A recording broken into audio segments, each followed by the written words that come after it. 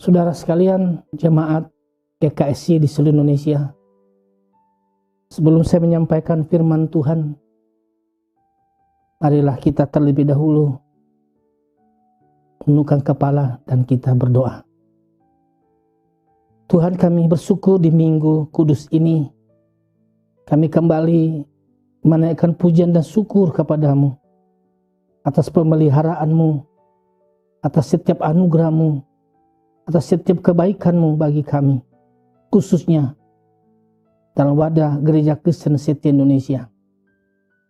Kau sudah memimpin kami seminggu lamanya dengan berkat-berkat yang melimpah.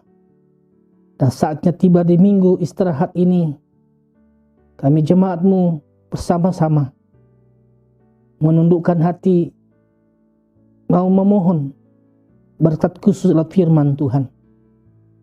Tuhan, berkenanlah berbicara, berkata-kata melalui firman-Mu, supaya kami memiliki pedoman, tuntunan dan bimbingan selaras, seturut kehendak Tuhan. Dalam nama Yesus firman yang hidup, Tuhan dan Juru Selamat, kami sudah mohon pencerahan iluminasi dari Roh-Mu yang kudus untuk pembacaan dan pemberitaan firman Tuhan. Amin. Saudara sekalian jemaat yang dikasih Tuhan, kita sedang masih dalam suasana kebangkitan Tuhan Yesus dan kita masuk dalam minggu ketiga kebangkitan Tuhan Yesus dan memperingati Paskah ini. Tinggal beberapa hari lamanya kita juga sampai pada suatu waktu nanti minggu depan kita akan memperingati kenaikan Tuhan Yesus ke sorga. Kembalinya Tuhan Yesus ke sorga untuk memerintah. Tidak hanya memerintah gerejanya, tapi memerintah alam semesta ini dan segenap ciptaannya. Saudara, hari ini saya bacakan firman Tuhan dari beberapa bagian teks. Yang pertama ayat dari 1 Korintus pasal 6 ayat 20 dan 1 Korintus 7 ayat 23. Ayat ini hampir sama. Saya bacakan pertama dari 1 Korintus 6 ayat 20. Demikian bagian dari firman Tuhan. Sebab kamu telah dibeli dan harganya telah lunas dibayar. Karena itu muliakanlah Tuhan dengan tubuhmu. 1 Korintus 7 ayat 23. Kata-katanya hampir sama. Kamu telah dibeli dan harganya telah lunas dibayar. Karena itu janganlah kamu menjadi hamba manusia. Kamu sudah dibeli dan harganya lunas dibayar. Firman Tuhan berkata, jangan lagi kita menjadi hamba manusia, tetapi hamba Tuhan. Saudara sekalian, tema yang saya beri di dalam masih memperingati Paskah, yaitu memperingati kebangkitan Tuhan dan Juru Selamat kita, Yesus Kristus. Yaitu Yesus menebus kita. Yesus menebus kita dan memberi kita tempat di sorga. Saudara sekalian, jikalau saja Tuhan Yesus tidak bangkit kembali, Rasul Paulus mengatakan seluruh karya Tuhan Yesus menjadi sia-sia. Dan iman kita yang percaya kepada Tuhan Yesus adalah juga iman yang sia-sia. Dan kita semua yang menjadi pengikut Yesus jadi pengikut Tuhan yang sia-sia. Tapi puji syukur, haleluya. Karena apa? Karena Tuhan Yesus yang telah menderita, yang telah mengalami sengsara, bahkan telah mati dikuburkan. Jadi pada hari yang ketiga, Dia bangkit keluar sebagai pahlawan yang keluar dari kubur, dan kuburnya kosong sampai hari ini. Ya, satu-satunya yang pernah mati dan bangkit dan tidak pernah mati lagi. Bahkan ia telah naik ke sorga. Pengakut iman Rasul kita mengatakan, ia duduk di sebelah kanan Bapa. Untuk apa? Untuk memerintah gerejanya, untuk memerintah dunia ini, dan untuk memerintah alam semesta. Saudara, dalam tulisan Rasul Paulus kepada jemaat Korintus yang menjadi tema Tuhan menebus dan memberi kita tempat di sorga, kita berkata kepada kita, kamu sudah dibeli dan harganya lunas dibayar. Penebusan dilakukan Yesus Kristus yang dikokohkan, diteguhkan, dimateraikan melalui kebangkitannya. Maka karyanya melalui penderitaan, kesengsaraan, bahkan kematiannya, dan kebangkitannya diteguhkan, dimateraikan itu menjadi berguna, menjadi bermanfaat, bahkan menjadi pondasi, menjadi dasar Bapa Sorgawi menerima kita dan memberi kita tempat di sorga. Saudara sekalian, sebenarnya kita semua ini adalah orang-orang berdosa, adalah orang yang syarat dengan beban yang tidak mungkin, dan tidak mungkin kita menebus, menyelamatkan diri kita sendiri. Tetapi dari Alkitab, kata penebusan, kata pelepasan, kata keselamatan mengandung beberapa aspek. Tapi secara khusus hari ini saya mau memberitahu dan mengajarkan kepada jemaat GKSI seluruh Indonesia, ada 3 aspek penting yang perlu kita ingat dalam penebusan yang sudah selesai, yang sudah tuntas dikerjakan Yesus kepada kita. Dalam dasar tadi bahwa kamu sudah beli dan harga sudah lunas dibayar, ada akibatnya dan ada tuntutan di sana. Kita tidak boleh lagi menjadi hamba manusia, tapi menjadi hamba Yesus.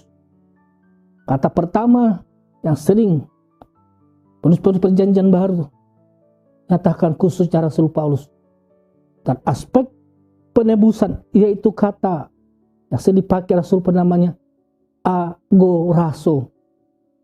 Kata agorazo dipakai Rasul Paulus sebagai kata kerja yang berarti saya membeli. Kata benda agorazo di sini adalah agora, artinya pasar. Jadi agorazo seperti seorang pergi ke pasar dan membeli apa yang disukai. Aspek teologis, aspek Alkitab yang dimaksudkan agorazo di sini bahwa Kristus yang datang dari sorga diutus Bapaknya seakan-akan masuk ke dalam dunia di barat seperti pasar. Dan kita semua yang dalam perbudakan dosa, kita semua manusia yang berdosa ini diumpamakan, diibaratkan, dan memang itu kenyataannya bahwa kita dibelenggu, kita dirantai, kita dijajah oleh 3 musuh yang tidak mungkin kita bisa lepas kalau bukan Tuhan yang melepaskan kita, yaitu dosa, maut, dan iblis. Yesus diutus Bapaknya masuk ke dalam dunia dibatkan dengan pasar, dan kita semua dibelenggu, kita semua dirantai, kita semua diperbudak oleh dosa, oleh iblis, oleh maut, dan kita tidak bisa lepas. Tapi Yesus masuk ke dalam pasar budak belian. Dia membeli engkau dan saya, dan membayar lunas hargamu, hargaku, harga kita, dan membayar tunai. Dikatakan oleh Rasul Paulus, kamu sudah dibeli dan lunas dibayar. Yesus membeli kita Dengan apa? Dengan darahnya, dengan nyawanya yang mahal. 1 Petrus, saya bacakan 1 Petrus 1 ayat 18 dan 19. 1 Petrus 1 ayat 18 dan 19 demikian. Sebab kamu tahu bahwa kamu telah ditebus dari cara hidupmu yang sia-sia, yang kamu warisi dari nenek moyangmu. Itu bukan dengan barang yang fana, bukan pula dengan perak atau emas, melainkan dengan darah yang mahal, yaitu darah Kristus yang sama seperti darah anak domba, yang tak bernoda dan tak bercacat. Kematian, kesengsaraan, bahkan penderitaan Tuhan Yesus dan mengucurkan darahnya, itulah dipakai Yesus menebus kita, membeli kita, melunas. Dan apa yang dilakukan Yesus ini melalui kebangkitannya, dikokohkan, dimateraikan, dicap bahwa betul dia sudah lulus dibayar. Yesus membeli kita. Dan itulah dikatakan agorazo. Ia membeli dan lunas membayar. Puji Tuhan. Setiap saudara, setiap kita yang sudah percaya menerima Tuhan Yesus, firman Tuhan berkata kepadamu, kau sudah ditebus, kau sudah dilunaskan, dibayarkan. Kau tidak lagi hamba dosa, engkau tidak lagi hamba setan iblis, engkau tidak lagi diperbudak ketakutan maut. Yesus sudah kalahkan maut dan bangkit dan menyelamatkan maut. Dan kita sembuh dalam Yesus. Dan sekali Yesus menebus kita, itu untuk selama-lamanya. Selama Yesus duduk sebelah kanan Bapa, dan selama Roh Kudus bekerja di hati kita dalam dunia ini, jaminannya, materainya, bahwa kita telah dimiliki Yesus. Yang kedua, kata exagorazo. Exagorazo artinya sesudah Yesus membeli kita di pasar tadi, di agora tadi, kata benda, dan di agorazo saya membeli di pasar, maka kata kedua, dibawa keluar. Yesus melepaskan kita, membawa kita keluar. Seorang ibu pergi ke pasar, yang membeli sesuatu, sudah terjadi kesepakatan, dia bayar harga barang itu, dia ambil barang itu, dan dia keluar dari pasar itu, dan pulang kembali ke rumahnya. Itulah ibarat kata exagorazo, berarti ketika Yesus membeli kita, membayar harga kita, dengan darahnya, dengan nyawanya yang mahal itu. Ketika terjadi pembayaran lunas itu, diambil kita. Dia tidak tinggalkan dalam dunia ini. Dia tidak tinggalkan kita dalam pasar budak belian. Tapi dia bawa kita keluar. Dibawa keluar. Itulah yang dikatakan di dalam Kolose pasal 1:13 saya bacakan. Kolose 1 ayat 13. Kolose 1 ayat 13. Saya bacakan kepada kita semua. Kolose 1 ayat 13 berkata demikian. Menyatakan demikian. Dan mengucap syukur dengan sukacita kepada Bapa yang melayakkan kamu untuk mendapat bagian dalam apa yang ditentukan untuk orang-orang kudus di dalam kerajaan terang. Ayat 13. Ia telah melepaskan kita dari kuasa kegelapan dan memindahkan kita ke dalam kerajaan anaknya yang kekasih. Di dalam Dia, yaitu Yesus Kristus, kita memiliki penebusan kita, yaitu pengampunan dosa.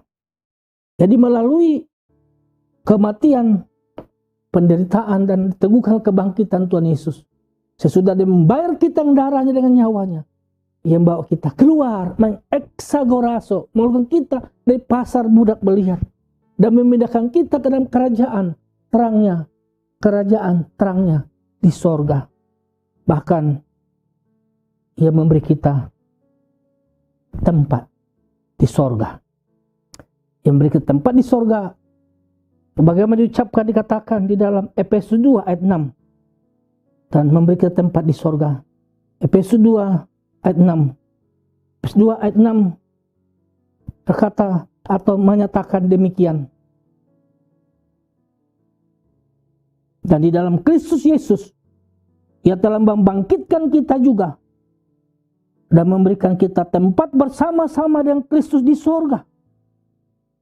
Supaya pada masa yang akan datang, Ia masih, yaitu Kristus, menunjukkan kekayaan kasih karunia-Nya yang berlimpah-limpah sesuai kebaikannya terhadap kita dalam Kristus Yesus. Jadi melalui eksagoraso ini, Ia tidak hanya membayar kita dengan lunas dengan harga yang mahal tadi itu, tapi yang bawa kita keluar, melepaskan kita keluar, tetapi Dia juga memberikan tempat di surga. Haleluya. Saudara dan saya tidak bekerja apa-apa pun untuk masuk kerjaan surga. Semua dikerjakan Yesus. 40 hari lamanya, tinggal 11 hari lagi kita memperingati, merayakan kenakan Tuhan Yesus ke surga. Saat-saat ini kita masih berada dalam suasana kebangkitan Tuhan Yesus. Suasana perayaan dari Yesus keluar jadi pahlawan pemenang dari kubur. Dan melalui kesempatan ini, firman Tuhan kita sudah dengar bahwa apa yang dikerjakan Yesus melalui penderitaannya, kesengsaraannya, bahkan kematiannya, sekarang kebangkitannya diteguhkan. Dia telah menebusmu, menebusku, menebus kita, dan bayar harga. Tetapi Dia tidak membiarkan kita tetap tinggal dalam dunia yang kemungkinan setiap saat masih bisa dibelenggu, ditakut-takuti kuasa dosa, kuasa iblis, kuasa maut. Tapi Dia bawa kita keluar, melepaskan kita, bahkan memberi kita tempat di sorga. Itulah eksagoraso. Jadi bukan saja mengagoraso kita, tapi Tuhan Yesus juga mengeksagoraso, membawa kita keluar dan memberi kita tempat di sorga. Puji Tuhan. Jemaat GKSI, kita bersyukur karena Tuhanmu, Tuhanku, Tuhan kita, yang kebangkitannya telah memateraikan engkau. Secara fisik sudah masih ada di dunia, tapi secara rohani namamu, tempatmu di sorga. Yang ketiga, istilah yang dipakai oleh Rasul Paulus yang ketiga ini adalah kata lutro. Kata lutro artinya melepaskan, membebaskan, dan memerdekakan. Dari tradisi zaman Yesus masih ada penjual belian, budak belian. Masih ada tradisi zaman Yesus, bahkan 300 tahun sesudah Yesus pun masih ada penjual belian budak. Ada pasar-pasar budak belian. Dan setiap saat orang bisa pergi ke pasar budak, membeli budak untuk dijadikan pelayan, hamba, mengerjakan apakah di kebunnya, apakah di ladangnya, apakah di rumahnya, menjaga kudanya, menjaga hewannya, dan melayani dia. Maka, saudara, istilah yang ketiga di sini dipakai dalam aspek sudut pandangan teologis dan karya Tuhan Yesus yang sudah selesai di atas kayu salib. Dipakai satu istilah, yaitu kata lutro, yang berarti membebaskan, memerdekakan, dan melepaskan. Seorang budak yang dibeli, dibawa sang pembeli, tuan baru ke rumahnya. Ya dicap hanya pengalihan sang tuan dan cap baru. Tapi dia tetap di rumah sang pembeli tuan baru ini, tetap dia budak. Tetapi dalam pengertian penebusan Yesus, yang genap di atas kayu salib dan dikokohkan oleh kebangkitan Yesus itu. Yesus yang sudah membeli kita, Ia tidak menjadikan kita hamba,